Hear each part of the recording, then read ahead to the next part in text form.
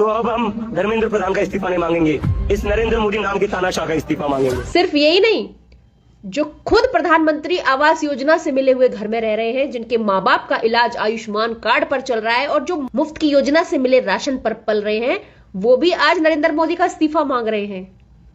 लेकिन चलो एक बार को मान लेते हैं कि नरेंद्र मोदी जी इस्तीफा दे भी देते हैं, तो फिर अगला प्रधानमंत्री कौन बनेगा?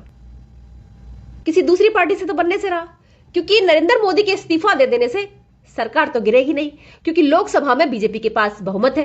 और फिर अगला प्रधानमंत्री कौन बनेगा पता है ना?